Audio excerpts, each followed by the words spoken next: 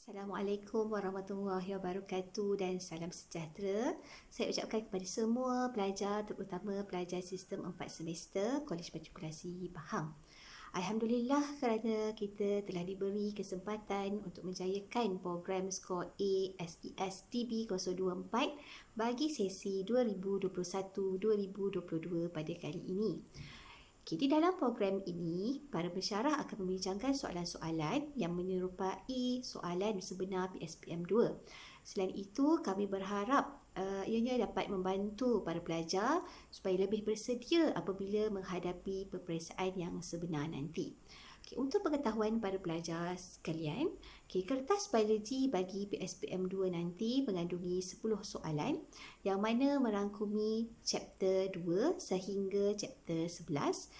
Semua soalan tersebut berbentuk struktur ataupun esei pendek, di mana jumlah keseluruhan markahnya adalah 80 markah. Oleh itu, tanpa membuang masa, saya memperkenalkan 3 orang pensyarah yang akan menjadi penceramah kita pada hari ini, yang mana mereka akan menerangkan dan membantu dalam sesi perbincangan kita pada kali ini. Penceramah yang pertama adalah Puan Nurul Huda binti Cik Ismail. Yang kedua adalah Puan Sharifah Nurul Ain Balkis binti Syed Muhammad. Dan penceramah kita yang ketiga adalah Puan Wahidah binti Abdul Wahab.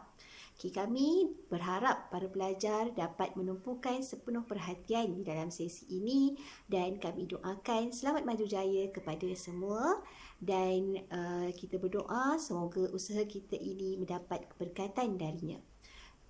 Jadi, tanpa membuang masa, saya mempersilakan.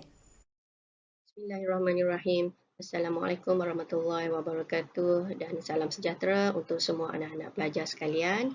Berjumpa lagi dalam program Skor A Biology bersama dengan Madam Nurul Huda binti Cik Ismail. Untuk program kali ini kita akan discuss soalan trial yang anak-anak pelajar dah buat sebelum ni. Kita tengok pada question 1. Figure 1 shows a tropical rainforest ecosystem.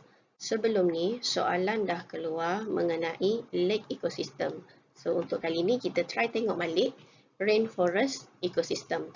Kalau kita tengok, layer yang diberi adalah layer Q, canopy layer, understory, layer P dengan forest floor. Macam mana cara kita nak ingat layer-layer ni? So, sebelum ni apa yang you all dah hafal? Iaitu start daripada emak, cakap, you sangat flawless. Ataupun emak cakap you sangat garang. G tu refer kepada ground layer. Kalau di sini kita tengok layer Q tu adalah E. E adalah emergent layer. So layer P adalah shrub layer.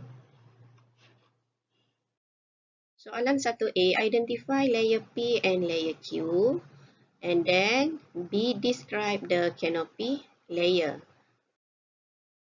So, kalau kat sini, layer P tadi adalah shrub and then layer Q adalah emergent layer yang paling atas. Soalan minta describe the canopy layer. So, kalau canopy layer ni, kalau you tengok dia macam interlock, membentuk roof, membentuk atap.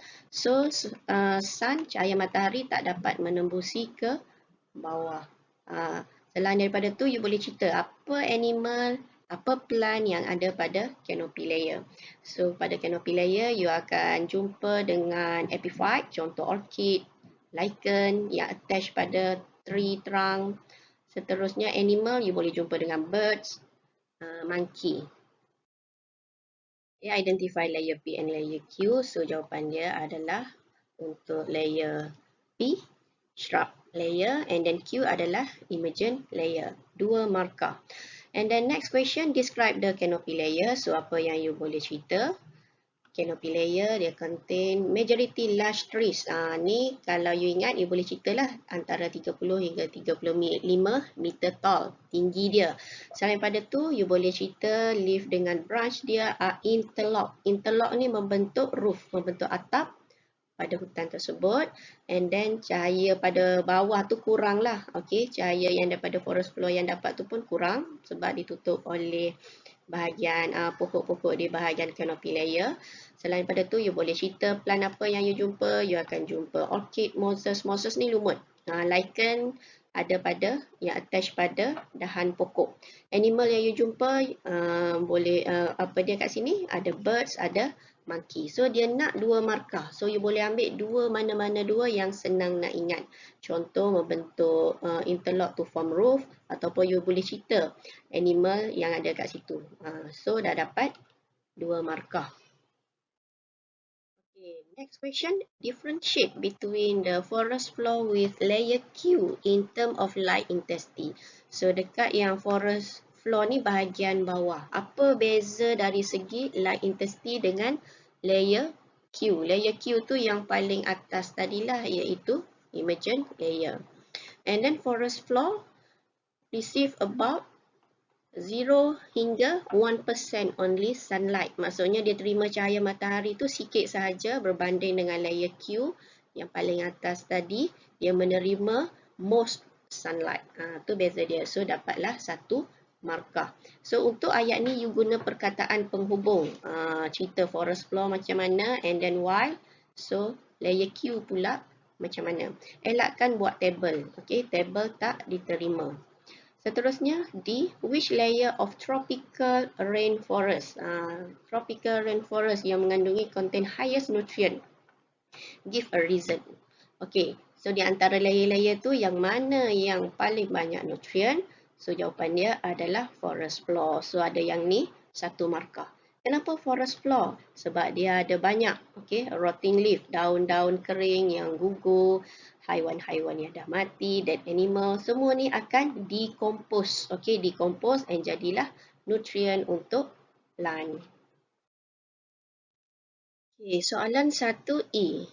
Suggest what will happen if deforestation occur to the tropical rainforest. Okay, what is deforestation? Deforestation ni adalah penebangan hutan, penebangan pokok-pokok secara berleluasa. Kalau kita tahu pokok ni dia boleh absorb carbon dioxide, okey. So sekiranya berlaku proses penebangan hutan, dia akan meningkatkan increase the atmospheric carbon dioxide. So carbon dioxide akan tinggi. And then bila carbon dioxide tinggi, dia akan create greenhouse effect. Okey, greenhouse effect ni kesan rumah hijau di mana sinaran matahari dia bila dia pas ke bumi, ada cahaya yang akan diabsorb, ada cahaya akan di-reflect. And then sekiranya lama kelamaan yang diabsorb tu, dia akan menyebabkan bumi tu akan panas. So dia akan menyebabkan global warming. Okay, next question. How deforestation will affect the rate of population growth of monkey in rainforest ecosystem? Okey, apa jadi pada monkey sekiranya berlaku proses penebangan hutan? Okey, kalau kita tengok, bila hutan tu semua dah ditebang, so population monkey ni akan hilang. Loss dia habitat, okey, tempat tinggal tak ada, makanan tak ada, so meningkatkan kadar kematian. Okay, increase the mortality. Mortality ni kadar kematian akan meningkat. And then bila kadar kematian ni meningkat, when mortality is higher than natality, natality ni kelahiran of the population growth rate of monkey. So population growth rate of monkey ni akan berkurang. So untuk dapatkan dua markah, ambil je mana-mana dua. Okay, next we move to question 2. Di mana figure 2 shows 3 types of natural selection. Soalan tahun lepas dah keluar yang ni. Dia bagi directional selection. Dia bagi diagram ni, B ni. And then kat sini dia buat light peppered moth. Lepas tu kat sini bahagian dark peppered moth. Dia suruh identify lah natural selection apa. Okay, untuk soalan kali ni kalau you tengok yang garis straight line ni adalah new population. Okay, new population. Kalau yang dot tu adalah yang asal, original. So, original tu adalah benda yang sama. And then, you kena pasti di antara A, B dengan C. Selection pressure berlaku dekat mana? Kalau yang untuk A, selection pressure berlaku dekat bahagian kiri dan kanan. Maksudnya, selection pressure ni tekanan lah. And then, you dah tahu kat sini ada apa? Ada 3 jenis phenotype. Kiri dan kanan ni adalah extreme phenotype. Phenotype jangan lupa. Okey, yang tengah ni adalah apa? intermediate phenotype. Okay, so yang ni A, B dengan C. Okay, kita tengok dulu soalan. Soalan 1. Okay, describe A, B and C. And then soalan yang kedua, in your opinion, which of the selection above will reduce genetic variability? Yang mana yang akan mengurangkan kepelbagaian dari segi genetik? Bagi sebab. Okey, kalau soalan dia nak describe. So untuk A, you kena, setiap A, B, C ni you kena pilih yang mana satu favors, yang mana satu selected against ataupun act against yang ditindas. Yang favors tu yang boleh survive, yang selected against tu yang tak boleh survive. So kalau yang untuk A ni, yang favors adalah intermediate phenotype. Okey, tengok. Kalau yang ditindas selected against tu adalah dua extreme phenotype. Tu untuk stabilizing. Kalau yang untuk directional, yang favors yang boleh survive adalah one extreme phenotype. Okey, yang hujung. Manakala yang another extreme satu lagi, dia tak boleh survive. So yang tu adalah selected against ataupun act against yang ditindas. Yang untuk C, kalau kita tengok yang favors adalah both extreme phenotype and then yang ditindas ataupun yang selected against ataupun act against adalah intermediate phenotype. Manakala untuk yang reduce genetic variability, iaitu kalau kita tengok kalau A hanya satu sahaja phenotype. Okey, hanya satu sahaja phenotype yang maintain. Kalau untuk B pun sama, hanya satu phenotype yang maintain at the end. Tapi kalau untuk C, kalau kita tengok ada dua. Okey, dua phenotype yang maintain. So, yang mana reduce dari segi kepelbagaian genetik. So, jawapan dia adalah A dengan B. Alright, so untuk describe A, B and C, 3 markah. So kalau untuk yang A, kalau kita tengok occurs when selection favors. So favors intermediate phenotype and then act against both extreme phenotype. So dapat satu markah. Phenotype ni jangan sesekali tinggal. Kalau you just bagi tahu favors intermediate and act against both extreme. So phenotype tu tak ada. So markah you adalah kosong. Okay, make sure phenotype tu ada. And then untuk B, yang tu untuk stabilizing selection. Untuk B, directional. Okay, occurs bila apa? Selection favors one extreme phenotype. So yang ni one extreme phenotype yang favors, yang boleh survive. And then dia akan act against another extreme phenotype. So another extreme phenotype tak boleh survive. Yang ni adalah untuk directional selection. Manakala untuk C, okay, selection dia favors yang mana boleh survive both extreme phenotypes, yang boleh survive adalah both extreme phenotypes. Manakala yang ditindas iaitu act against iaitu intermediate phenotype yang tak boleh survive. So ada je kesemua ni you akan dapat 3 markah. Make sure phenotype tu ada. And then untuk next question, okay, which of the selection will reduce, mengurangkan genetic variability. Maksudnya kepelbagaian dia dah berkurang. So tadi jawapan dia adalah A dengan B. Iaitu A dengan B yang mana dia akan reduce genetic variability ni sebab dua-dua selection tu dia maintain satu particular phenotype saja tadi. So jawapan dia A dengan B. Okay, next, question 2B. Figure 3 shows genetic drift. Okay, that occur in a population. So genetic drift dalam kepala you mesti ada allele frequency. Okay, allele frequency tak boleh tinggal kalau untuk genetic drift. Hanyutan genetik. Genetic drift ni you ada dua. Yang pertama adalah founder effect ataupun founder principle. And then yang kedua bottleneck effect. Okey, yang kedua adalah bottleneck effect. So yang ni semua melibatkan change of allele frequency. Genetic drift dia main dengan allele. Perubahan dari segi allele frequency. Maksudnya allele frequency dia akan berubah berbanding dengan yang original population. So founder effect ni dia melibatkan Maksudnya kalau you tengok sini diagram, maksudnya small population. Small population maybe migrate out ataupun isolated, keluar daripada original population. Lepas tu dia akan colonize new area. Dia form new area. Dia terus interbreed untuk membentuk next generation. Kalau bottleneck effect, dia melibatkan perubahan allele frekuensi disebabkan oleh natural disaster. Alright. Okay, kita tengok soalan question 1. Define what is genetic drift. And then next, describe factor X. Okay, so you define apa itu genetic drift. Apa yang kena ada dalam genetic drift, 1 markah. And then factor X tadi. So describe, cerita, 3 markah dia nak. So you nak cerita berkenaan dengan apa? So genetic drift tadi dia mesti melibatkan change of allele frequency. Okay, perubahan dari segi allele frequency. And then factor X, you boleh cerita kalau you tengok sini factor X, tadi Meda cerita dah ada 2 tadi kan. Okay, founder effect atau founder principle dengan bottleneck effect. Kalau yang melibatkan small population migrate out, keluar daripada original population ni adalah refer kepada founder effect. Di mana bila dia dah keluar, so dia akan colonize new area. So kat sini allele frequency dia akan berubah. Okay, define genetic drift. And then, so genetic drift ni refer kepada apa tadi? Changes. Perubahan apa? Allele frequency of a gene pool due to chance. So, dia refer kepada peluang yang nak hidup tu ada berapa.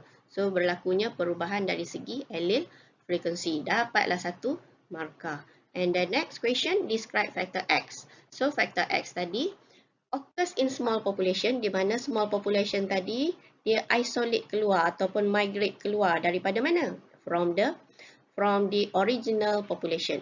Bila dia dah keluar, tu ni 1 markah, and then dia akan form new colony ataupun new population. Okay, markah kedua. And then, apa jadi pada allele frequency? So, allele frequency of the founder not be the same. So, tak sama dengan frequency of original population. So, you kena cerita berkaitan dengan perubahan allele frequency. So, dah dapat 3 markah. Next, question 3, 3A. Okay, figure 4 shows the reaction of enzyme M on substrate N. Okay, enzyme M requires a cofactor for its catalytic activity. Tengok soalan, okay, reaction enzyme M. So, M enzyme, okay. M tu adalah enzyme. And then substrate dia adalah N, okay. Substrate dia adalah N. And then enzyme M ni dia memerlukan apa? Requires a cofactor. So cofactor kat sini apa yang ada selain daripada enzyme and substrate? So you ada NAD+ kat sini. So yang ni adalah cofactor. Cofactor ni adalah musuh enzyme ke sahabat baik enzyme? So cofactor ni adalah sahabat baik enzyme. Dia tolong enzyme untuk work efficiently. Kalau inhibitor jangan tertukar ya. Kalau inhibitor barulah dia perencat. Ni pengganggu. Kalau cofactor, dia adalah sahabat, dia tolong. And then kalau you tengok diagram ni, apa yang berlaku? So, substrate N tadi dengan NAD+. Okay, so seterusnya produk. So, you tengok H tadi dah pindah kepada NAD, membentuk NADH. Sebelum tu, dia adalah NAD+. So, types of cofactor. Cofactor ni, you ada 3 jenis cofactor. Okay, yang pertama adalah coenzyme. Ingat lagi, cara bind dia macam mana? Coenzyme. Yang kedua adalah metal ion. Okay, metal ion. Yang ketiga adalah prosthetic group. Prosthetic group. So, you ingat contoh je dulu. Coenzyme biasanya derive daripada vitamin. Okay, asal daripada vitamin. Contoh, you ada NAD+, FAD, NADP+, okay, coenzyme, coenzyme A. Kalau yang metal ion, ni contoh NAD plus coenzyme. Kalau metal ion contoh kalsium, kalsium ion, magnesium, tu ion. Kalau prosthetic group contoh heme group. Heme group dalam hemoglobin. So kalau coenzyme dengan metal ion ni dia bind secara apa? Dia bind secara loosely and temporarily. Maksudnya dia bind, dia boleh keluar balik. Tapi kalau prosthetic group dia akan bind secara tightly and permanently. Okay, what is cofactor? Okay, kita tengok soalan question 2 based kepada figure tadi. Identify type of cofactor. Cofactor NAD+ tadi adalah which one? Which one? Adalah coenzyme ke? Adalah metal ion ke? Adalah prosthetic group? So identify yang mana satu. Question 3. Okay, according to International Union of Biochemistry, IUBMB, enzyme classification system tadi, name class of enzyme M. Bila dia melibatkan cofactor tadi, so kena pasti class of enzyme M. Okay, soalan tanya what is cofactor. So cofactor tu dia adalah yang makes the enzyme to work efficiently. And then dia tanya types of cofactor. So you ada NAD+. So NAD+, dia adalah sejenis coenzyme. Kalau magnesium ke cuprum ke tu ion-ion tu semua tu metal ion. Kalau yang prosthetic group dia adalah heme group. So yang ni ada NAD+, derived from vitamin. So ni adalah coenzyme. Kalau kita tengok enzim ni, bila NAD+ ni bind, so substrate ni, okay, dia bind memudahkan untuk substrate bind, and then apa jadi? So H daripada substrate ni, dia pindah kepada NAD+. So means that NAD+ akan reduce to form NADH. So enzim kat sini dia menerima elektron, maksudnya proses redox reaction. Ada yang oxidize, ada yang akan reduce. What is cofactor? So the answer cofactor is non-protein. Kalau enzim tu protein, kalau cofactor ni non-protein. Okay, non-protein substance, maksudnya diperlukan by enzyme untuk function efficiently. So dia adalah non-protein needed by enzyme to function efficiently untuk catalytic activity. Next question. Okay, identify type cofactor untuk for enzyme M tadi. So the answer adalah coenzyme. Okay, NAD+, dia adalah sejenis coenzyme di mana dia bind secara loosely and temporarily. Okay, next question. Kita tengok. Okay, according to IUBMB, so class of enzyme, so enzyme dia ada melibatkan proses redox reaction. So yang ni adalah, the answer is oxidoreductases. Okay. Question 4. Why cofactor? Okay, 3-4. Why cofactor is more stable compared to an enzyme? Kenapa cofactor ni dia lebih stabil? So enzyme adakah tidak stabil? Okay, enzim tu adalah protein. So protein biasanya dia akan denatured. Okay, denatured bila high temperature, extreme pH, so dia akan musnah. Tapi kalau cofactor ni dia bukan protein. So dia adalah lebih stabil, more stable. So cofactor is not a protein and will not denature. So bila dia bukan protein, dia tidak akan denature. So you dapat 1 markah. Make sure ada 2 point ni baru you dapat 1 markah. Okay, next question, give 2 factors which prevent formation of product. Yang mana boleh denature di enzim. Apa faktor yang menyebabkan tindak balas tidak berlaku? So jawapan dia seperti yang sedia maklum, high temperature, extreme pH. Okay, kalau you jawab temperature sahaja, tak ada high, so markah you adalah kosong. Kenapa? Sebab temperature, kalau temperature 10 degree ke 20 degree ke, enzim dia tak musnah, dia tak denatured. Dia akan musnah apabila melebihi 40 degree. Melepasi 40 baru 60 degree baru dia akan denatured. So jawapan you mesti ada perkataan high temperature baru dia denatured. Kalau you kata pH sahaja pun markah you kosong, dia ada markah. Dia kena extreme pH. Barulah enzim tu akan denature. Ataupun you tak nak tulis extreme pH, you boleh bagi tahu too acidic, terlampau berasid, terlampau basic. Tu point yang sama. Selain daripada tu, you boleh add adanya inhibitor, adanya presence of inhibitor, perencat. Jangan pula you bagi tahu sini presence of cofactor. Cofactor ni membantu. Kalau inhibitor ni dia akan merencatkan tindak balas. So kat sini you boleh pilih mana-mana 2. Kalau dia nak 2, bagi 2. Jangan bagi lebih. Kalau you bagi lebih, sekiranya Atas-atas ni betul, yang poin ketiga you bagi tu salah. So yang salah ni dia akan cancel yang betul. So markah rugilah, dia akan apply wrong, cancel, right. So markah tu akan kurang. Make sure kalau dia nak 2, you bagi 2 saja.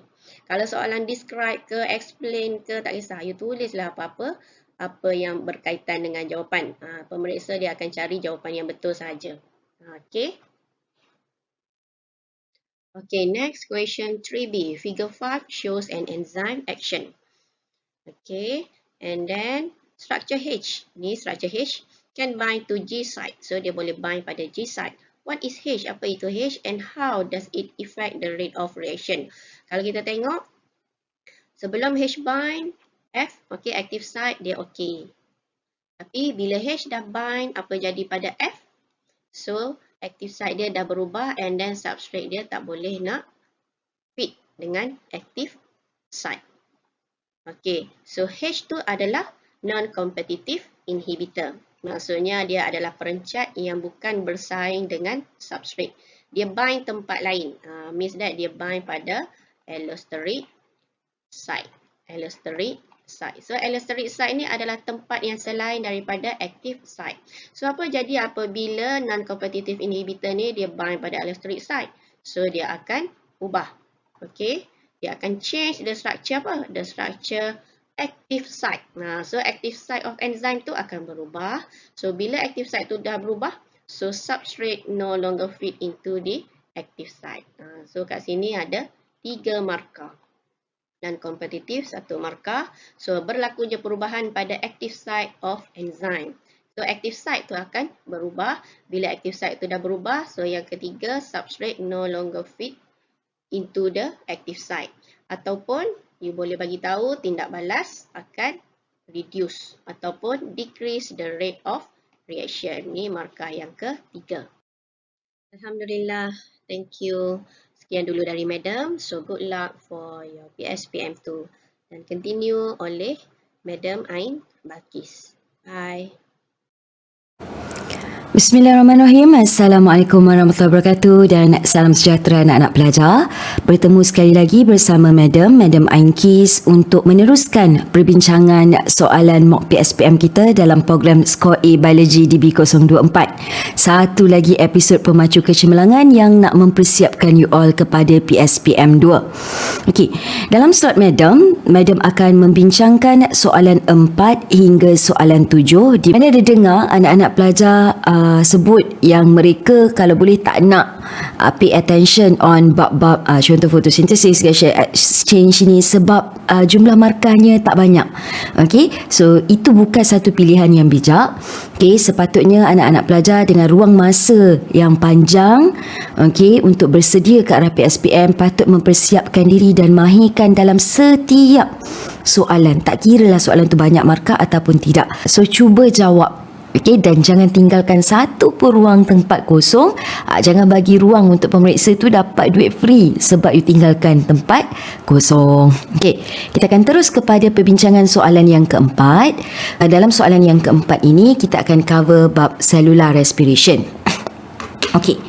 So, kalau kita lihat soalan 4, figure 6 show ATP molecule. So, dalam gambar dekat head of question biasanya dia akan maklumkan gambar ini berkaitan dengan apa. Okay, that is important as main source of chemical energy. So, ini adalah structure ATP. Biasanya, apa yang ditunjukkan dalam gambar akan betul-betul relate dengan apa yang nak ditanya dalam soalan. Contohnya, untuk soalan yang pertama ini dia tanya state the needs for ATP. Okey. So untuk soalan ini hanya 1 markah. Ini juga merupakan guide untuk you tahu how far, how many answer, how many point that you need to give. Okey, so macam ni kita ada beberapa suggestion answer. You tak perlu tulis semua pun sebab 1 markah sahaja. So either you jawab growth atau movement, active transport, cell division atau reproduction, any one. Okey, soalan seterusnya. Tadi 1 je markah, sekarang ni 4 markah. Di mana dalam soalan ini pula dia minta you describe briefly. Okey, bila kata kerjanya describe, so you kena terangkan. bagi apa yang dia nak. Dia kata two types of ATP production. Dalam kita belajar cellular respiration, apa proses yang menghasilkan ATP? Ada dua. Tapi kalau you sekadar mention the process is substrate level phosphorylation and oxidative phosphorylation, you belum dapat markah. Kenapa? Sebab untuk soalan ini dia minta you untuk describe. Apabila kata kerjanya adalah describe, so you kena olah. Tadi you just state. So apa itu substrate level phosphorylation? Apa itu oxidative phosphorylation? Sekiranya you just terangkan substrate level phosphorylation 4 point, you takkan dapat 4 point. Takkan terus dapat markah penuh sebab dia ada dua kriteria. So daripada semua point you tu, dia hanya akan pilih any two. So contoh untuk substrate level phosphorylation, kita tahu substrate level maksudnya proses formation of ATP ini berlaku apabila berlakunya transfer of phosphate group dari mana? Dari substrate kepada ADP. Bila substrate tu sendiri bagi fosfat dia kepada ADP, ADP akan bertukar menjadi ATP. So proses ini berlaku hanya dalam glycolysis dan juga Krebs cycle. Glycolysis ada 2 step, manakala dalam Krebs cycle ada 1 step. So tolong alert step mana. Walaupun kat sini tak terangkan pun tak apa. Tapi daripada kita tahu satu glukos boleh menghasilkan 38 ATP.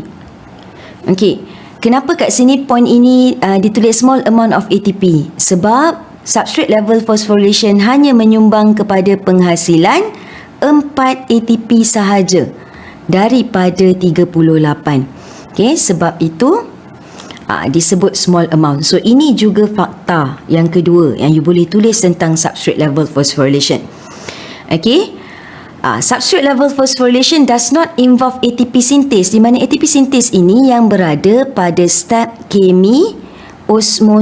So penghasilan ATP pada peringkat pertukaran substrate tidak melibatkan nak kena pump H+ masuk melalui ATP synthase. So tak ada. Dan waktu bila substrate level berlaku, tadi madam dah sebut, jangan tulis glycolysis sahaja. Kita mention semua step yang melibatkan penghasilan ATP secara substrate level, iaitu glycolysis ada 2 step and Krebs cycle. So kalau ingat tulis semua, tak apa, dia akan tanda mana-mana 2. Manakala apa yang berlaku sewaktu oxidative phosphorylation, dia adalah proses formation of ATP menggunakan energy derived from, highlight perkataan redox reaction. Ingat tak, dalam oxidative phosphorylation dia akan melibatkan ETC, di mana NADH dan FADH2 akan transfer elektron. So elektron itu akan transfer from one complex to another complex, di mana bila terima elektron dia akan reduce, kompleks itu akan reduce, dan bila dia pass semula ke next complex dia akan oxidize. So that is orang kata series of redox reaction. Dekat situ akan ada energy transfer, di mana energy itulah yang digunakan untuk pump H+, dan akhirnya H+ akan masuk melalui ATP synthase. 1 H+ masuk, kita kira 1 ATP yang terhasil. Itu maksud penghasilan ATP daripada energy derived dari redox reaction. So ini more to definition dia lah, memang kena hafal. In terms of perbandingan pula, tadi small, kita describe, kita tak buat. Kalau kita differentiate, kita akan buat substrate level phosphorylation produce small amount of ATP, while oxidative phosphorylation produce large amount. Itu differentiate. Kalau describe, kita describe dulu pasal substrate level, and then kita describe pula berkenaan oxidative phosphorylation. Itu beza describe dengan differentiate. So this one, large amount ATP produce.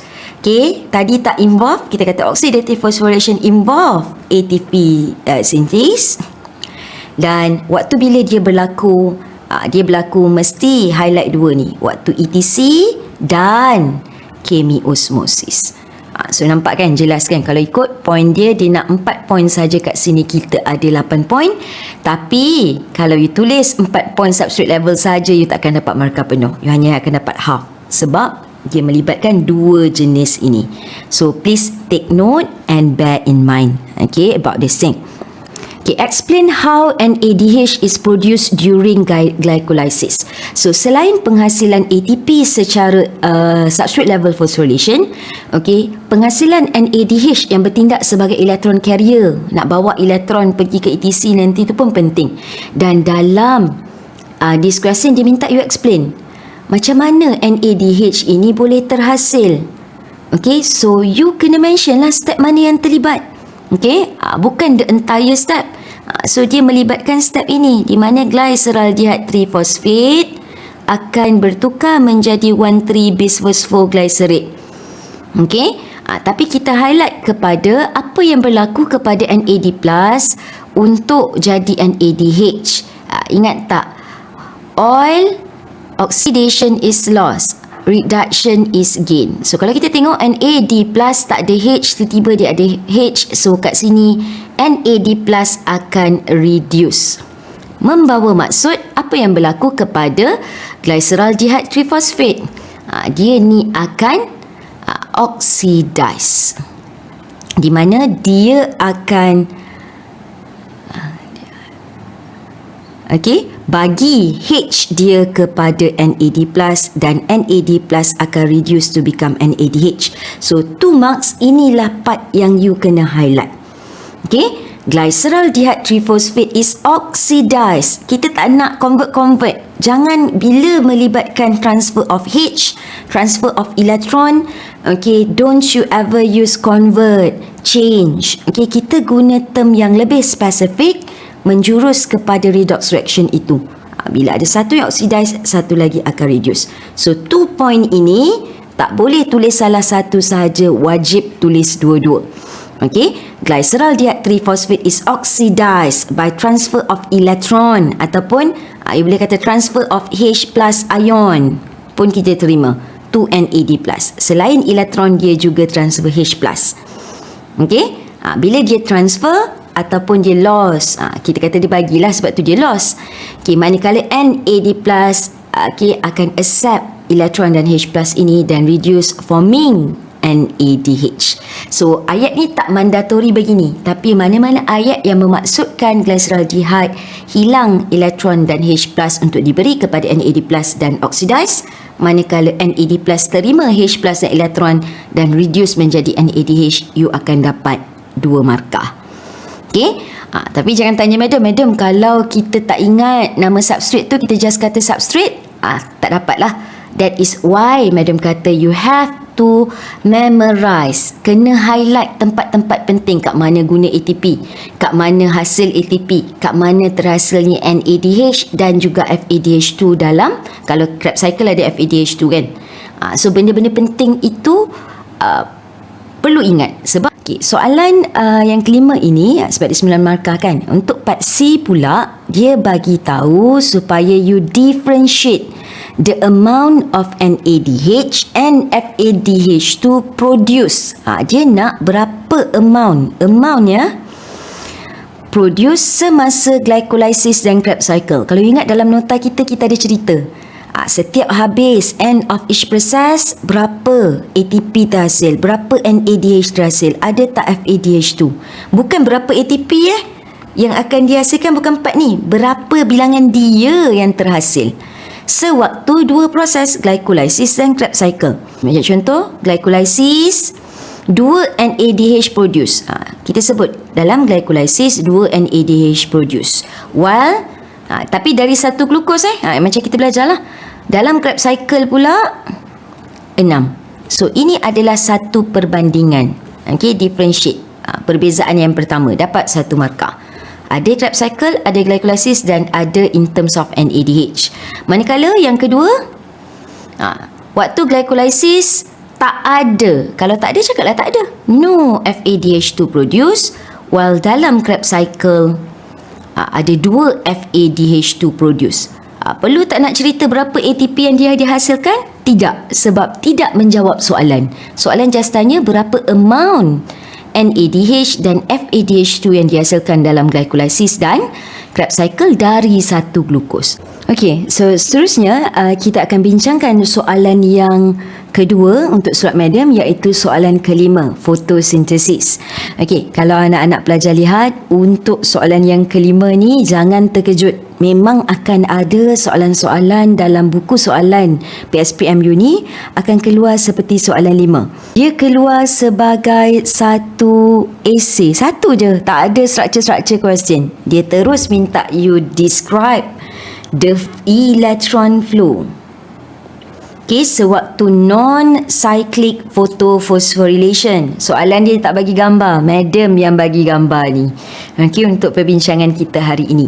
So, dalam fotosintesis, kita ada dua proses utama. Light dependent reaction dan light independent reaction.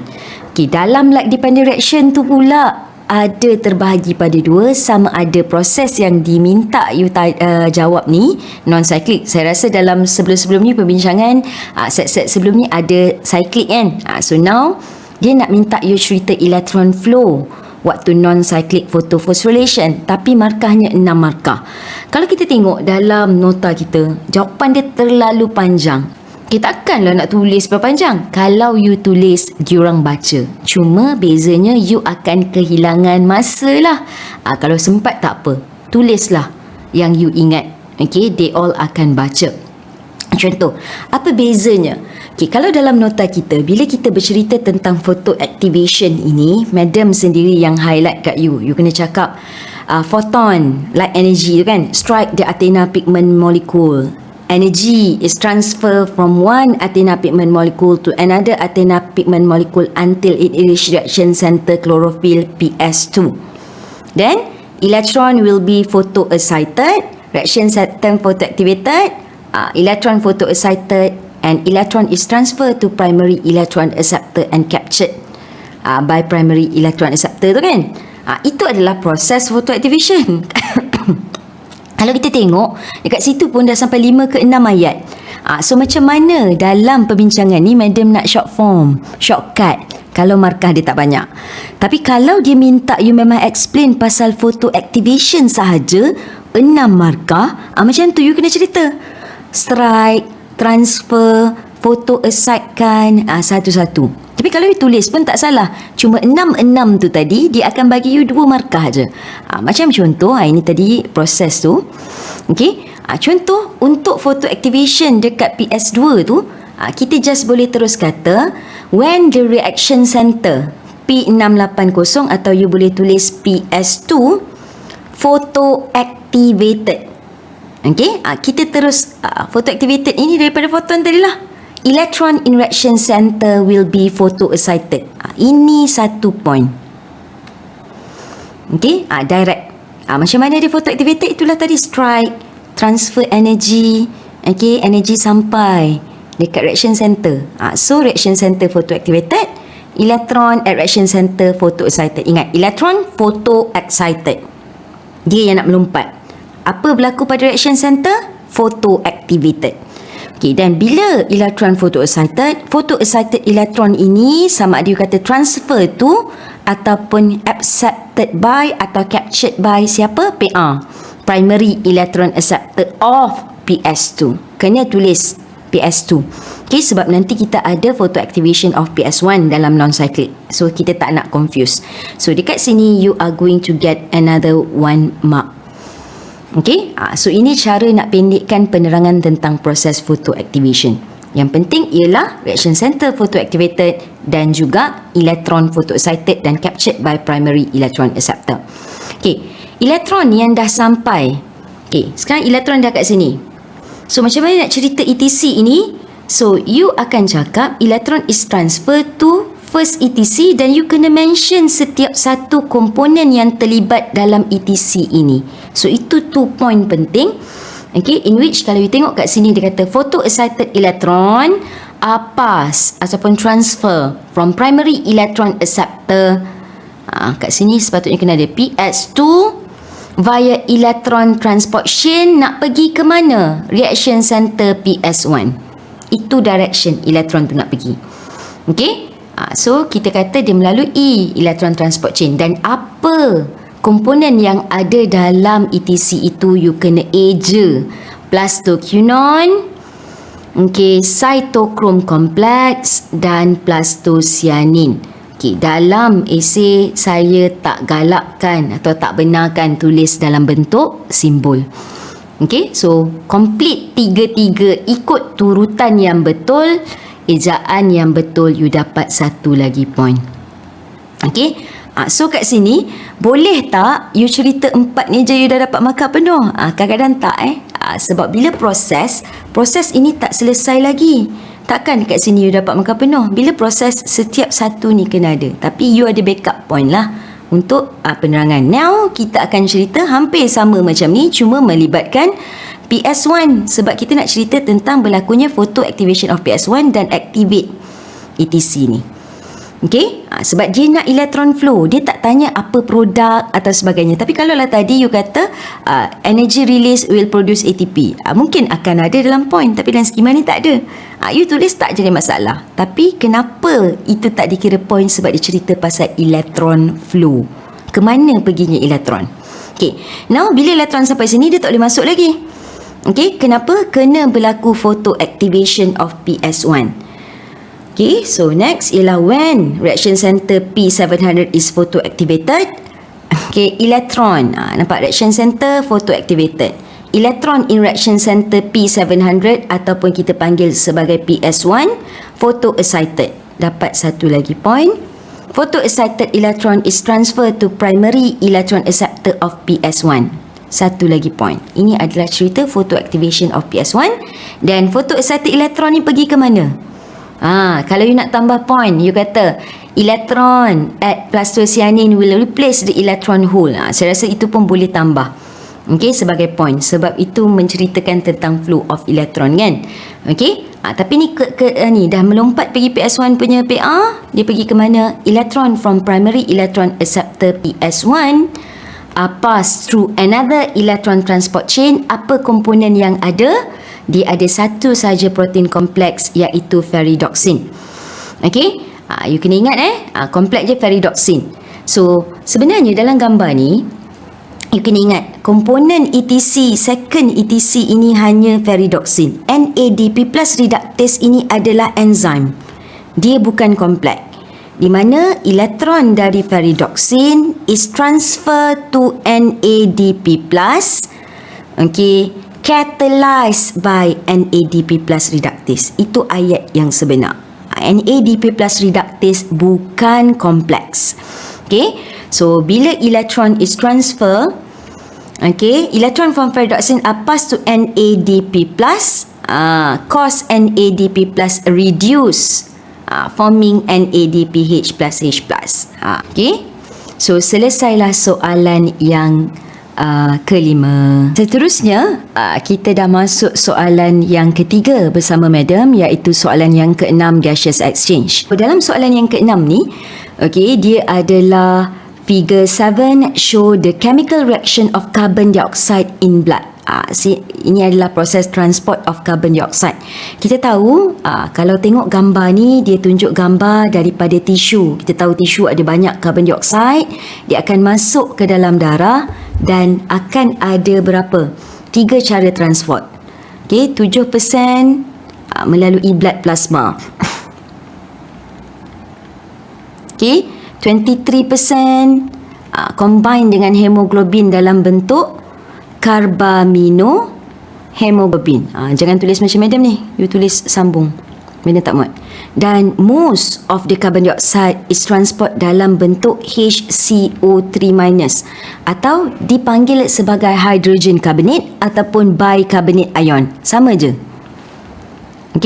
Tapi dalam menulis structure ataupun esei, kecuali dia minta simbol, baru you jawab simbol. You kena tahu bicarbonate ion tu ataupun hydrogen carbonate yang macam mana.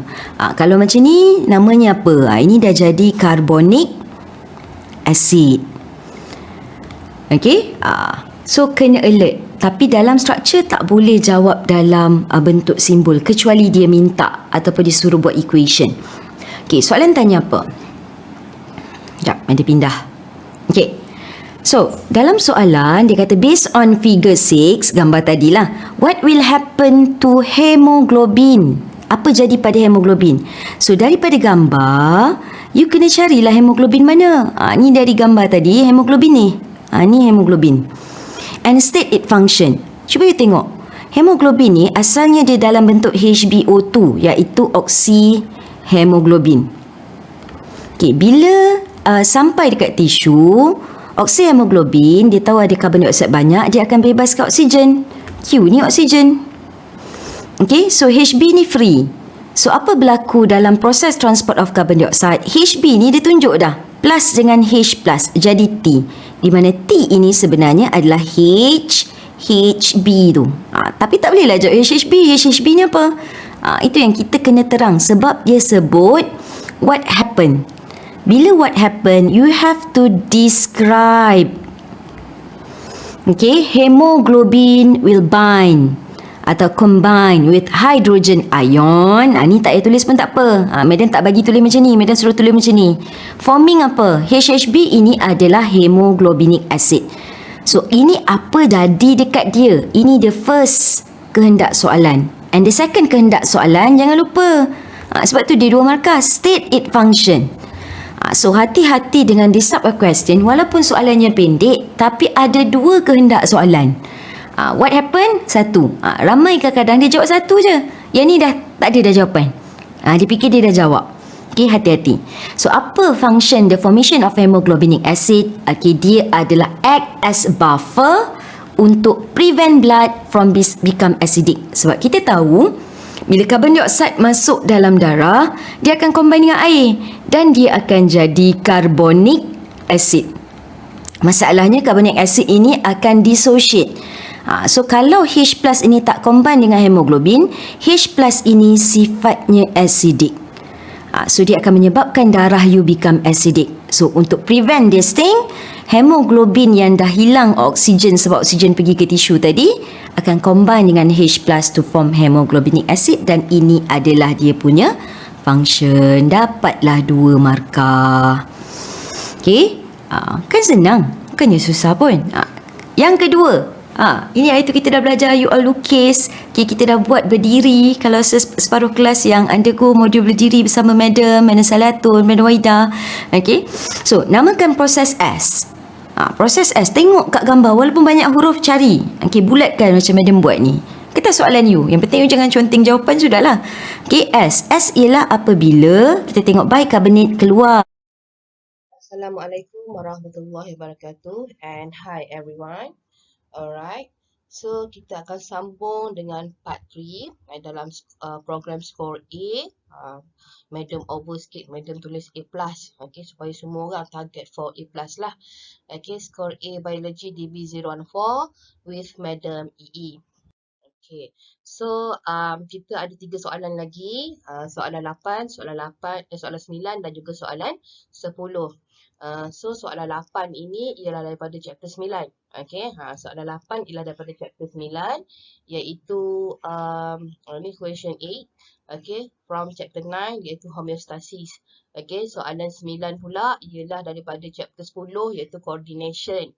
Dan soalan yang terakhir, soalan last sekali, kita memang ada 10 soalan dalam final kita. Soalan yang ke-10 ini daripada chapter 11 iaitu immunity. Okay, ada 3 soalan lagi. Alright, so we go to the questions. Okay, so question 8 pasal homeostasis. Okay, pasal homeostasis. So, macam-macam soalan boleh keluar sebenarnya dalam topik ini. Okay, macam-macam soalan boleh keluar. Dia boleh tanya pasal blood glucose level, ataupun dia boleh tanya pasal negative feedback mechanisms. Okay, banyak lagi yang dia boleh tanya lah dalam topik itu. Okay, tapi ini adalah soalan yang glamour dalam bab homeostasis. So, saya harap banyak kali dah kita jumpa soalan ni. Okay, so soalan ni kalau soalan macam ni memang tak susah langsung lah. Sebab apa? Sebab kita dah jumpa banyak kali pasal blood glucose level.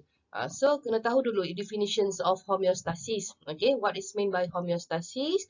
Homeostasis ni ialah proses untuk maintainkan untuk maintain the constant and balancing dalam kita punya persekitaran dalam badan. Okay. Maintaining kita punya internal environment lah. Alright. Maintaining dia punya keywords dia. Homeostasis ni ialah proses untuk maintaining kita punya internal environment. Okay. Internal environment. Persekitaran dalam badan kita supaya sentiasa berada dalam keadaan balance. Okay. Balance dan juga normal lah. Alright. Okay, so we go to the questions. Figure 9. Ni figure 9 dia. So, how the concentration of glucose is maintained in the blood. Dia kata bagaimana kepekatan gula di-maintain dalam darah kita. Alright. So, dia bagi kat sini kita nampak ada two conditions here from normal. This one ialah paras normal. Kemudiannya, dia bagi kondisi yang pertama. Kondisi yang pertama ni ialah apabila low glucose concentration. Okay, low glucose concentration ni, low ni maksudnya dalam dia ni dalam keadaan ni lah hypoglycemia, kurang gula. Okay, ini akan terjadi apabila kita berpuasa, tak makan. Okay, bila kita tak makan, kita berpuasa, so dalam badan kita akan ada low glucose concentrations. So badan kita akan secrete hormon B, dia kata. Okay, badan kita akan secrete hormon B. And what hormone B do? Dia akan menyebabkan glucose concentration rise. So paras glucose tu akan meningkat balik lah. Meningkat ke paras normal. Okay. And keadaan yang kedua ialah from normal. From normal sekarang ini kita punya glucose concentration high. Increase. Okay. So kena tahulah. Ini dalam keadaan macam mana ni high glucose concentration. Contohnya lepas kita makan. Kan kita breakfast, kita lunch, makan cookies ke apa. So kita punya glucose concentration dalam badan kita akan meningkat lah. Ini apabila tak makan, berpuasa, yang ini dalam keadaan makan. So apabila high glucose concentration, condition ni kita panggil dia sebagai hyperglycemia lah. Okay, hyperglycemia. Hopefully betul spelling I ni. Yang ini hypoglycemia. Okay, yang ini hypoglycemia. Alright, so when glucose concentrations in our body is high, dia kata body kita akan secrete hormone A. Akan secrete hormone A, okay, and then what happen? Glucose concentration yang tinggi tadi akan menurun. Okay, yang ni tadi, mula-mula bila makan, kita punya glucose concentration meningkat, and then dia secrete hormone A, and then what happen? Dia akan menurunkan paras gula dalam badan kita tu, okay, ke paras normal semula. Yang ke atas pun samalah. Whenever you berada dalam keadaan fasting, berpuasa, okay, glucose concentration low lah. Okay, low. So, our body will secrete hormone B. And then what hormone B do? Dia akan meningkatkan paras gula dalam badan kita. So, kita punya paras gula dalam badan kita akan normal semula. Okay, that is the figure. Figure ni bagi tahu benda macam ni lah. Alright, so kena tahu. Kita pergi pada soalan. Identify hormone A and hormone B. Okay, so tengok mana hormone A. Alright, this one, hormone A. Okay, hormone A duduk kat bawah ni, jangan confuse. So, hormone A di-secrete apabila body kita berada dalam keadaan, apabila kita punya glucose concentration high. So, kita pergi balik cerita dia macam mana. Apabila kita punya blood glucose level, okay, blood glucose level high, okay, dalam nota kita pun ada, okay. These changes will detected by apa? Beta cells. Okay. Beta cells, islets of Langerhans. L kena huruf besar. L kena huruf besar. Yang ini jangan salah. Kadang-kadang sebabkan ini semua salah sampai ke bawah. Okay. Beta cells, islets of Langerhans. And then what beta cells, islets of Langerhans do? Dia akan secrete satu hormon lah. Okay. Dia akan secrete satu hormon. Iaitu insulin. Okay. Hormon insulin. Okay, so insulin akan buat apa? Ada 3 benda yang insulin buat lah. Okay, tapi saya ambil yang main je. Okay, saya ambil yang main je. Iaitu, dia akan stimulate the conversions of glucose to glycogen. Okay, dia akan stimulate conversions of glucose to glycogen. Okay, stimulate. Ataupun nama proses tu ialah glycogenesis. Okay, Glycogenesis. Glycogenesis ni proses glycogenesis. Okay. Glycogenesis ni proses glucose convert to glycogen. Okay, glycogen. So kena tahu juga terms dia. So what happen? Apabila glucose dah convert ke glycogen, so kita punya blood glucose level akan turn to normal lah. Blood glucose level kita will decrease, okay, and turn to normal. So dah ada jawapan dekat sini apakah hormon A? This one hormon A. This one is hormon A. So hormon A is insulin. Okay, insulin. Okay, hormon B pula apa hormon B? Okay, hormon B pula apa dia? Okay, saya padam lah. Sebab apa? Sebab tak muat kan nak jawab kat sini. Alright. So hormon B ialah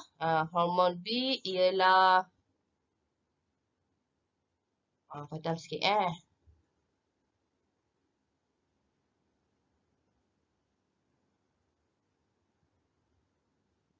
Okay. So hormon B dekat atas. Okay, conditions hormon B ni dekat atas. Okay, hormon B dekat atas.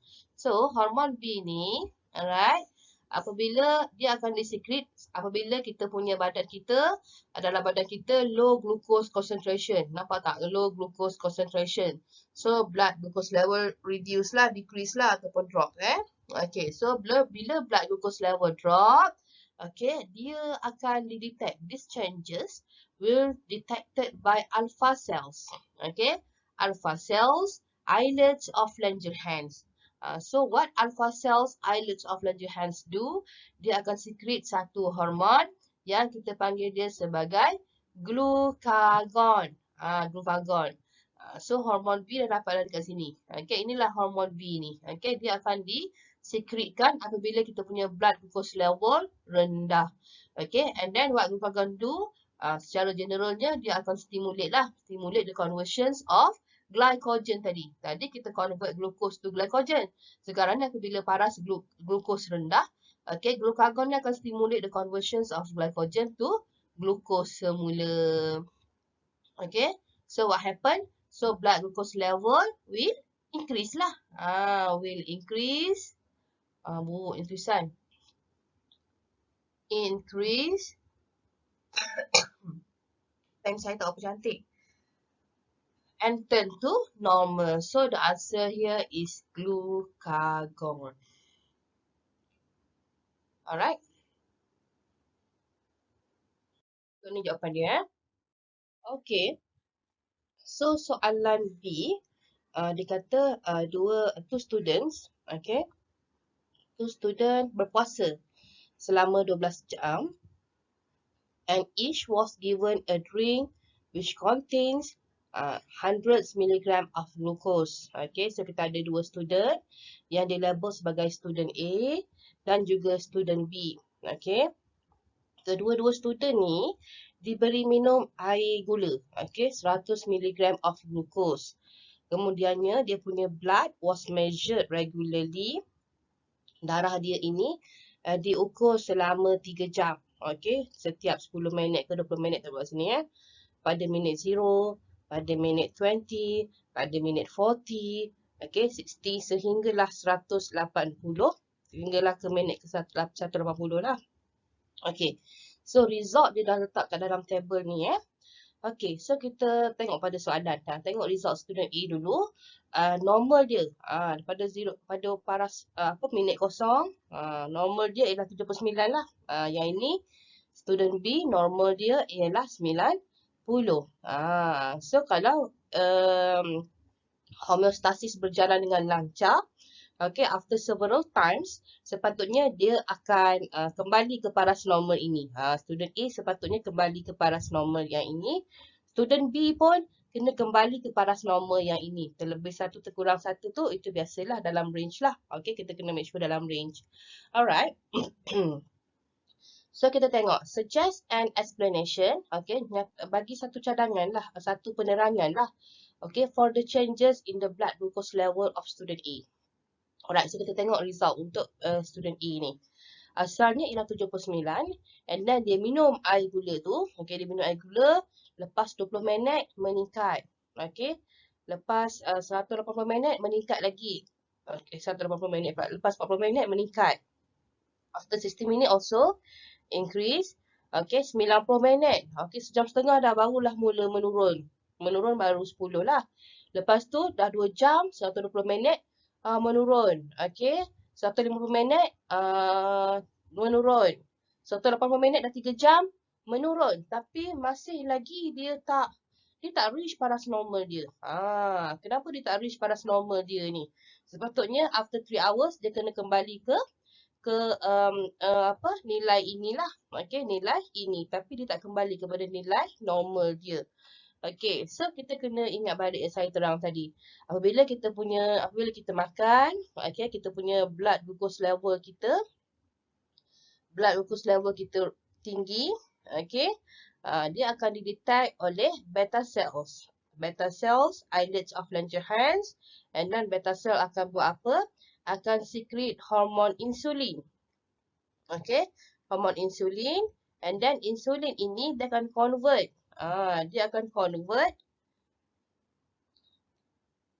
Glucose, okay, glucose to glycogen. Tapi sekarang kan barulah kita punya paras gula kita ni decrease and turn to normal. Tapi dekat sini dia tak kembali kepada normal. So kita boleh buat hipotesis dekat sini lah. Okay, kita boleh buat hipotesis dekat sini. Kita boleh kata the body of student A, okay, dalam badan student A ni, the body does not produce insulin. Okay, the body does not produce insulin. Sebab itulah kita tak dapat nak convert glucose sepenuhnya. Okay, sebab itulah dia tak dapat kembali ke paras normal. Because the body does not produce insulin. Tak hasilkan insulin. So macam mana dia nak convert glucose to glycogen?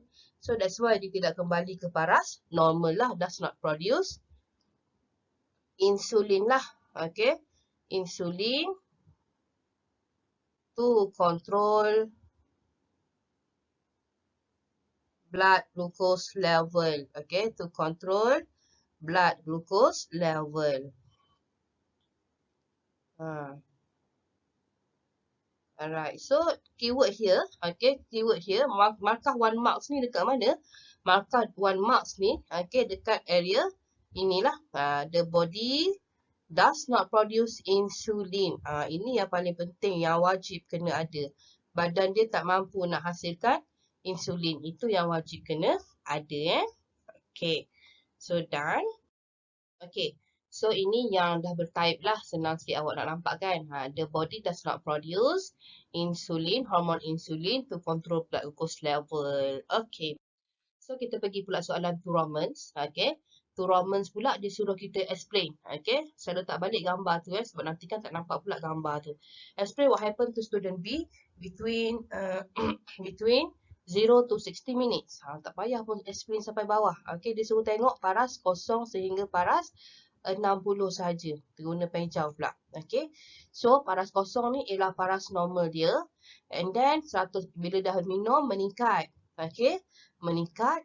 And then after 60 minutes ni tengok dia dah drop kembali ke 89. 89 ni berada dalam range normal lah seperti 90 ni. Okay, tu range normal dia. So student B ni dia sihat. Okay, that's why dalam masa sejam pun dah kembali ke paras normal. Okay, so explain what happened to student B. Yang ni banyak kali dah saya cakap tadi. Saya dah cerita tadi. Okay, kita tulis. Alright, so high blood glucose level. Okay, high blood glucose level. Detected in the pancreas lah. Okay, are detected by apa? Okay, detected by beta cells in pancreas. Okay, beta cells in pancreas. Okay, kita tengok cadangan jawapan lah. Saya pun tulis ambil masa sangat. Okay, ni. Alright, so high. Okay, so kat sini nampak ini ialah cadangan jawapan. Tapi tak tentu lagi betul. Alright, so kita tengok. High blood glucose levels are detected in the pancreas. Okay, betul. Tapi saya nak kita tambah sikit point kat sini. Okay, high blood glucose levels are detected oleh siapa? By beta cells islets of Langerhans, okay, islets of Langerhans in pancreas, okay. So what beta cells islets of Langerhans do? Dia akan secrete insulin, ini point number 2, dan dia akan stimulate conversions of glucose to glycogen. Ataupun terus tulis nama panjang, nama proses tu lah, stimulate glycogenesis juga boleh. Alright, so apa yang berlaku pada kita punya blood glucose level? Blood glucose level untuk student B ni decrease to normal level. Okay. So kena ada, mesti kena ikut turutan ya, mesti kena ikut turutan. Jangan tiba-tiba high blood glucose level are detected in the pancreas, blood glucose level dan decrease to normal. Tu beta cell awak tak ikut turutan. Kalau awak tak ikut turutan, consider you tak faham, so salah. Okay, nak cerita proses mesti kena ikut turutan. Okay, kena ikut turutan. Detect oleh siapa, lepas tu secret apa, lepas tu apa reaction yang occur, and then what happen after reaction occur. Kena ikut turutan Okay. Kita pergi pula kepada soalan nombor 9. Okay, soalan nombor 9, figure 10 shows a part of the junction. Okay, part of the junction between two neurons. So, tahulah, kalau junction between two neurons, itu kita panggil dia sebagai synapse. Itu ialah synapse. Pertemuan antara dua neuron. Dua neuron. Ni neuron sebelum pre-synaptic neuron. This one is pre-synaptic neuron. Okay. Dia nak transfer impulse tu pergi ke neuron selepasnya. Ini pula ialah post-synaptic neurons. Okay, post-synaptic neuron. Inilah dia yang kita panggil dia sebagai synapse. Okay, ini yang kita panggil dia sebagai synapse. Junction antara dua neuron, pre dan juga post. Okay, so dia ambil gambar ni, besarkan. Dia ambil gambar ni, dia besarkan. Dia besarkan ke sini. Inilah gambar yang lebih details. Okay, so macam-macam soalan dia boleh tanya kat sini. Yang penting, yang pertama kita kena tahu labeling. Okay, kena tahu label. Soalan macam ni selalu common. Dia tanya labels and then ditanya flow lah, proses dekat sini. Apa yang berlaku dulu. And then bila impulse arrive at the synaptic node, what happened. Okay, proses. Soalan pasal synapse selalu tanya pasal dua benda ni label dan juga proses. Okay, so name X. X apa? Oh, X ialah yang berada dalam synaptic node ni, yang bulat-bulat ni. Struktur yang bulat-bulat ni Okay. So itu dalam struktur bulat ni ada lagi bulat-bulat kecil. Alright, so ini ialah synaptic vesicles. Okay, itu ialah synaptic vesicles. Dalam synaptic vesicles, okay, ada benda bulat-bulat kecil ni iaitu neurotransmitter. Okay, ataupun nama untuk neurotransmitter ni ialah acetylcholine lah. Acetylcholine. Tak tulis acetylcholine boleh tak ingat? Boleh lah, tulislah neurotransmitter. Okay, neurotransmitter. Yang penting jangan tinggalkan kosong. Kalau kosong sayang terus hilang markah. Okay, itu jawapan dia tadi Okay. Pergi pula soalan 2 Romans. Explain what happened at Z. Okay, explain what happened at Z. Ceritakan apa yang berlaku dekat area ni. Markah dia ialah 3. Okay, markah dia 3. Sepatutnya kita nak 3 point lah. Okay, kita nak 3 point. Okay, tapi saya lebih suka kita bagi lebih sikit. Okay, kita bagi lebih sikit sebelum dan juga selepas dia. Tapi jangan cerita dekat sini pula. Jangan cerita terlampau awal. Okay, kalau cerita terlampau awal, impulse arrive at the synaptic node. And then causing voltage-gated calcium ion channel open. Calcium diffuse into the synaptic node. You berhenti. Salah lah. Okay, sebab tak cerita langsung bahagian ini. Jangan cerita terlampau awal dan jangan cerita kisah selepas dia terlampau jauh. Ceritakan keadaan dekat sini. Kalau nak terlampau awal pun awal satu step je. Gitu Alright. So kita tengok suggestion answers dia. Nanti kita boleh baiki lepas tu. Alright, so what happened at Z? Z ialah area sini. Okay, Z ialah area sini. Dia kata mula-mula apa yang berlaku. Okay, dia kata releasing of neurotransmitter by synaptic vesicle into the synaptic cleft. Okay, boleh juga. Kalau ayat kita tiba-tiba pula release of neurotransmitter kan. Kalau ayat kita akan cakap synaptic vesicles. Okay, synaptic vesicle release neurotransmitter. Guna ayat yang neurotransmitter to synaptic cleft. Okay, to synaptic cleft. buat ayat yang kita pun faham. Okay, kita faham dan kita yakin kita punya pemeriksa pun faham. Jangan buat ayat yang tonggang terbalik. Okay, synaptic vesicle release neurotransmitter to synaptic cleft. So inilah proses yang berlaku mula-mula. Okay, saya besarkan gambar dia. Ni synaptic vesicles tadi. Dia punya membrane dah fuse dengan presynaptic membrane. And dia release neurotransmitter to the synaptic cleft. Okay. So this one is synaptic cleft. Lepas tu kat sebelah sini ialah postsynaptic membranes. Pada postsynaptic membranes ada ligand-gated sodium ion channel like this. Okay. So nombor 1 dia release. Nombor 2 kita kena cerita apa? Kena cerita yang neurotransmitter ni across dulu. Okay. So neurotransmitter diffuse across the synaptic cleft. Okay, dia akan diffuse dan dia akan menyeberangi synaptic cleft. Ni kan synaptic cleft. Okay, ini ialah synaptic cleft. And then apabila dia dah berjaya menyeberangi synaptic cleft, what happen? Neurotransmitter ini dia akan bind pada receptor sites, pada ligand-gated sodium ion channel, and bind to receptor sites. Okay, receptor site tu berada dekat mana? Buang dulu yang ni tak penting lagi. Okay, receptor sites on ligand gated sodium ion channel. Okay, sodium ion channel. Okay, at postsynaptic membrane. Okay, at postsynaptic membrane. Itulah cerita dia. Okay. Dapatlah 3 markah. Sebab tu saya kata walaupun ada jawapan kat sini jangan percaya sangat. Kalau kita kena bagi yang paling detail menunjukkan kita ni faham. Okey, nak tulis 3 je ke? Okey, nak bagi lagi 1 supaya awak puas hati. So what happen apabila neurotransmitter ni bind to the receptor sites? Okey, dia akan menyebabkan ligand gated, ligand gated sodium ion channel open. So apabila neurotransmitter tu bind dekat ligand gated sodium ion channel, ligand gated sodium ion channel open. Maka berlakulah proses seterusnya. Buat lebih sikit. 1 step lebih. Boleh lepas tu dalam coordination juga kita ada belajar pasal hormones. Kita ada 2 types of hormone tu. Yang ada 2 mechanisms tu. So kita ada 2 types mechanisms of hormone action. Berdasarkan jenis-jenis hormon. Kalau hormon tu ialah steroid hormon, kalau steroid hormon no problem, dia terus boleh masuk dalam plasma membranes tu. So dia akan gene activation dia akan activate the gene lah. Ini ialah mechanisms of hormone action dia through gene activation. Tapi kalau non-steroid hormon, non-steroid hormon non-steroid hormon dia ni tak dissolve. Dia tak boleh nak across the plasma membrane. Tak boleh, dia sampai sini sahaja. So dia perlu menggunakan hormone action yang lain lah. Mechanisms lain iaitu by second messenger. Kena guna mechanism second messenger ataupun CAMP. Kita tengok soalan ni berdasarkan apa. Alright, so gambar rajah ini, ni cells ni ialah cell. Ini ialah extracellular kat luar dia.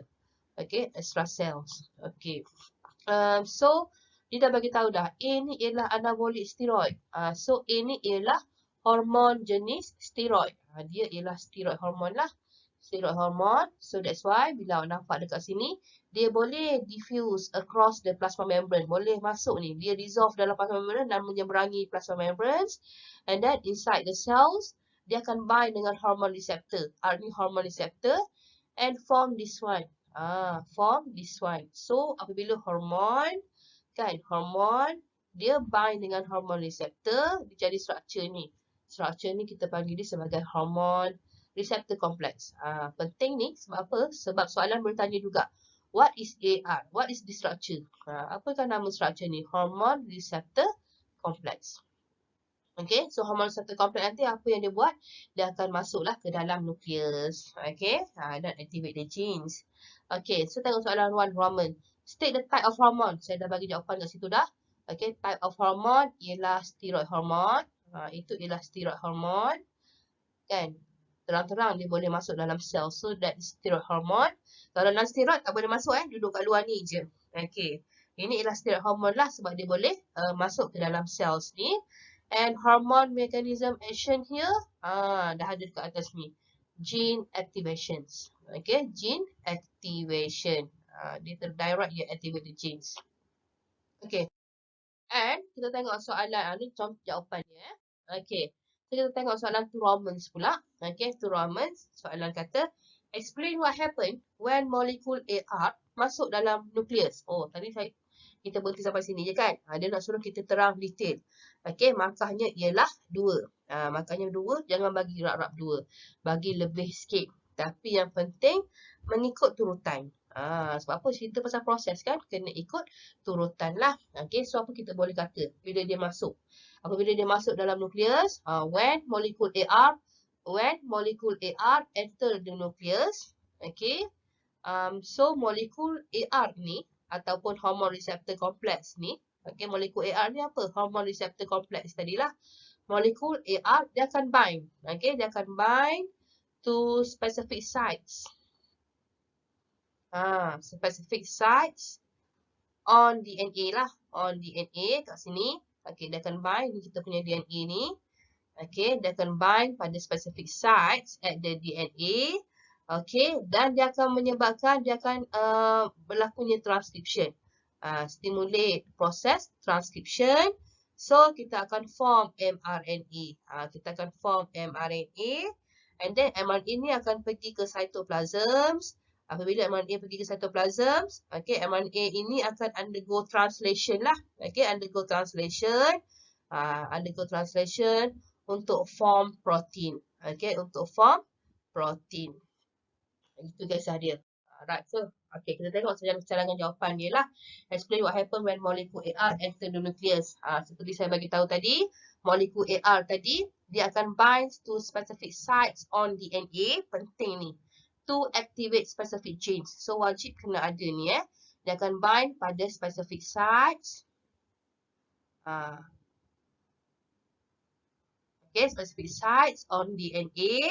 Lepas tu dia akan activate the genes. Okay, activate the genes lah. So transcription occurs to form mRNA. So berlakulah transcription dan dia akan hasilkan mRNA.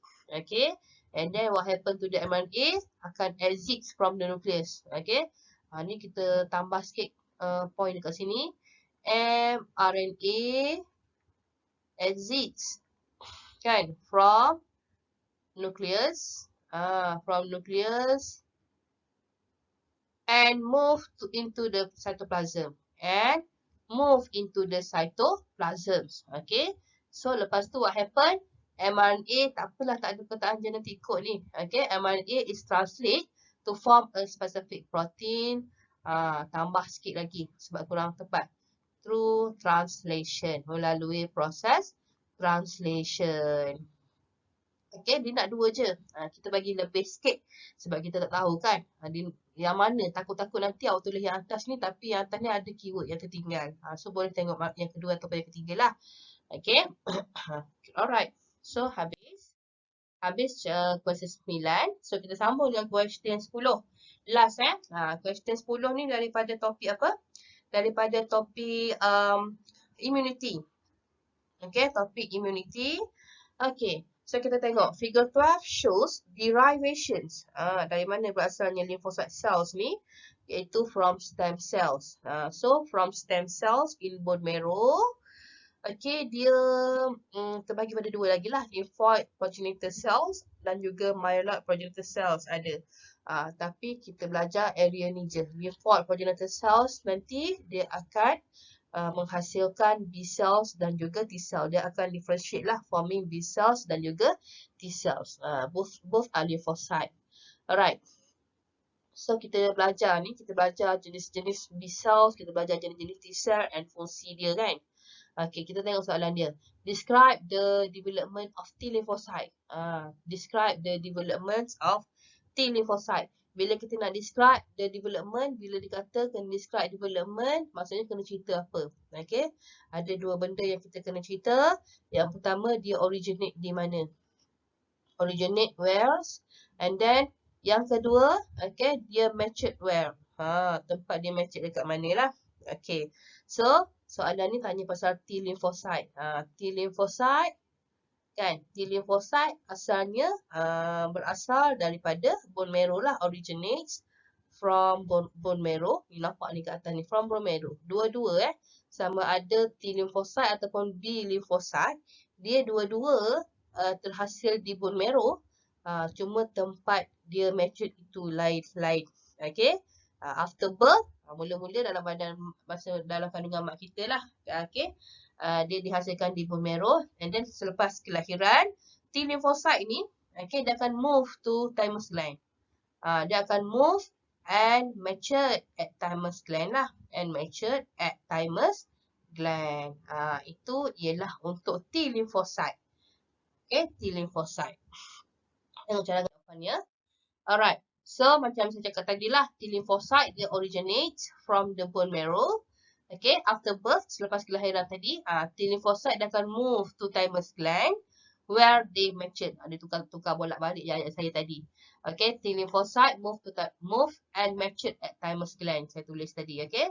So, kena ada point yang pertama, kena ada point yang kedua, baru dapat markah 2. Okay. State the type and functions of B lymphocyte. Tadi dia tanya pasal T lymphocyte kan. Sekarang B lymphocyte pula. Okay. So, B lymphocyte ni ada 2 jenis. Ada 2 jenis. Yang kita tengok tu, yang kita cerita-cerita pasal humoral tu, kita nampak dekat humoral tu, from B cells, nanti dia akan proliferate and differentiate, forming apa? Plasma cells dan juga memory B cells. Inilah dia jenis-jenis dia. Okay, inilah dia jenis-jenis dia. Kita cerita ni dekat mana? Kita cerita ni dekat area humoral immune response tu. Ada cerita pasal dia, humoral immune response dan juga types tu. Dekat types pun ada dia bagi tahu dah lah. Okay, so what is the functions of state types? We have 2 types. Kita ada plasma cells. Okay, kita ada plasma cells, which is function untuk plasma cells ialah untuk hasilkan antibody, to secrete antibody. Ni bila cerita pasal antibody, kita banyak lagi boleh elaborate. Antibody pula ada 5 jenis, IgG, IgM kan. IgA tu pun kena tahu jugalah. Okay. Number 2, jenis B lymphocytes ialah memory B cells. So memory B cells ni tak guna waktu ni. Tapi we will use later apabila kita ini berhadapan dengan second exposure. So penting memory B cells ni Sebab memory B cells ni dia akan give rapid response ataupun fast response. Rapid or fast response. Okay, rapid or fast response. Okay. Whenever exposed to second exposure. Whenever exposed to same antigen lah. For second exposure. Apabila terdedah pada kali kedua. Okay. Ni ayat I ni Ayat I macam ni lah. Sebab saya lebih suka kita bagi jawapan yang pemeriksa faham apa yang kita nak tulis. Dia akan give rapid or fast response whenever exposed to same antigen for second exposure. Okay. Cadangan jawapannya. Plasma cells secrete antibody, okay. Memory B cells, lagi satu jenis, dia tulis apa? Rapid response, okay, betul, rapid response towards secondary exposure of same antigen. Dia balik-balikkan je jawapan saya tu tadi, okay. So, keyword ni dekat situ lah, ada 4 ni, ada types, ada function, ada second type dan ada second function. So, kita akan dapat markah penuh 4 markah. Okay, last kali, okay. Last kali, soalan very tricky tapi kena ingat. Okay, kena ingat sebab saya tak tahu ada ke tak dalam buku dia compilekan. Kita cerita tapi dia tak letak dalam bentuk table kan. Saya yakin cikgu-cikgu cerita tapi dia tak letakkan dalam bentuk table. So kita tak tahu mana jawapan ni dah kan. Okay, differentiate antara active immunity, okay, dan juga passive immunity. So kita nak bezakan daripada segi apa ni. Kita ada banyak benda lah yang kita boleh bezakan antara active immunity dan juga passive immunity. Okay. Yang pertama, kita boleh bezakan daripada segi inducer dia. Okay, siapa yang induce active immunity ni? Okay, inducer dia lah. Kalau passive immunity ni macam mana boleh activate passive immunity ni? Yang kedua, yang mana yang kekal lama? Okay, yang mana yang short term? Yang mana yang long term? Yang mana yang short term? Kita boleh bezakan daripada segi inilah period of immunity tu. Long term ataupun short term immunity. Yang ketiga, kita boleh bezakan juga kalau active immunity ni kelas, kita akan hasilkan memory cells. Memory cell. Dia berlaku secara natural kan dalam badan kita. Okay, tapi kalau dalam passive immunity, sebenarnya tak ada. Kita tak hasilkan memory cells. And active immunity, dia disebabkan dia ni berlaku secara semula jadi. So, dia ni slow response sikit. Ataupun dia ada waktu fasa dia nak hasilkan antibody tu lama sikit. Baru hasilkan antibody. Okay. So, kita katakan latent period lah. Latent period dia untuk hasilkan antibody tu. Kan? Kalau active immunity maksudnya lama sikit baru boleh hasilkan baru hasilkan antibody lah.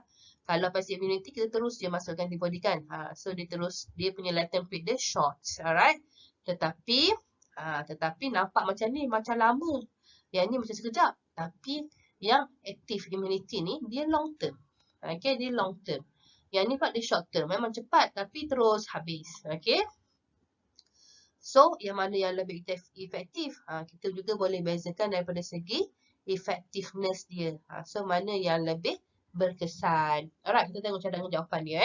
Saya tak tulis panjang. So, saya bagi tahu point dia dulu. Kita boleh bezakan daripada segi apa. Kita boleh bezakan daripada 5 point ni. Kita tengok. Alright. So, daripada segi inducer dia. Inducer dia. Okay. Untuk active immunity ni dia akan develop dalam body kita, okay, due to natural infection or immunization process. Berlaku secara jangkitan secara semula jadilah, okay, ataupun immunization process. Manakala kalau passive immunity ni ialah hasil daripada transfer of antibody from outside source. Kita masukkan antibody daripada luar, okay, daripada luar. Alright. So, active immunity pula, ini daripada segi long lasting or short term tadi, period tu kan. Okay. Kita punya active immunity, dia bertahan lama. Long lasting immunity. Manakala passive immunity ni yang masukkan antibody tu, dia short term immunity sahaja. Pada waktu itu sahaja. Lepas tu dia habis. Manakala kalau active immunity ni yang berlaku secara semula jadi ni, dia kekal lama dalam badan kita. Okay. Yang ini dia short term, dia habis. Okay. Active immunity menghasilkan memory cells, okay, yang akan bagi rapid response lah, okay, yang akan give rapid response apabila terdedah kepada antigen yang sama untuk kali kedua, okay, produce memory cells, okay, manakala kalau passive immunity kita tidak hasilkan memory cells, no memory cells, okay, active immunity give slow response towards primary infection. Pada jangkitan kali pertama, dia akan ambil masa. Dia akan slow. Okay, tindak badan dia perlahan. Ataupun kita katakan dia longer latent period. Maknanya, fasa nak hasilkan antibody tu lama, baru dia hasilkan antibody. Okay. Yang ini rapid response. Memang terus bertindak balas lah. Sebab apa? Sebab masuk dari luar kan. Rapid response towards infection. Ataupun no latent period. Maksudnya terus boleh berfungsi dia punya antibody tu. Tetapi kena ingat walaupun dia slow response, dia ada longer latent period, tapi apabila antibody tu telah dihasilkan, dia long lasting. Dia kekal lama. So dia lebih efektif. That's why dia more effective compared to the passive immunity. Even dia give untuk passive immunity ni, walaupun dia give rapid response towards infection, okay, tapi dia short term immunity. Untuk jangka masa pendek sahaja. So, that's why dia less effective. Okay. Itulah dia penerangan lah. Perbezaan antara active immunity dan juga passive immunity. Ada 5 points wajib kena tahu ini. Okay. Wajib kena tahu ni. Okay. So, that's all. Habis soalan kita pada hari ni. Sebelum saya habiskan sesi skor A kita ni, saya nak bagi sedikit kata motivation. Mungkin ada orang dah pernah jumpa. Okay, kalau student saya, dia biasa. Saya selalu bagi kata motivasi. Ni saya nak share dengan you all pula. Okay, dia kata, dreams does not work. Okay, dreams don't work unless you do. Berangan je, impian je, duk tulis atas kertas je, nak for flat, tak ada guna. Melainkan you do something, barulah apa cakap menilai lah. Okay. Tengok gambar kat sebelah tu. Maaf, gambar tu seksi sikit. Tak ada gambar dia pakai baju. Sebab dia kan petinju. Kan? Okay, dia kata don't quit. Suffer now and live the rest of your life as a champion. Jangan berhenti. Kalau kita, biarkan kita ni suffer sekejap sekarang. Asalkan nanti sepanjang hidup kita selepas ini, kita hidup dengan as a champion. Dengan percaya. Okay, so don't quit. Alright, so itu sahaja. Good luck untuk PSPM. Okay, buat sehabis baik. Tenang-tenang je. Okay, buat sehabis baik. Jangan tinggalkan kosong. Macam biasalah. Jangan tinggalkan kosong. Tenang-tenang je. Recall balik apa yang madam, lecturer you all ajar tu. Masa nak jawab tu. Jangan panik. Okay, I'm sure you will do great. Thank you very much. Assalamualaikum warahmatullahi wabarakatuh.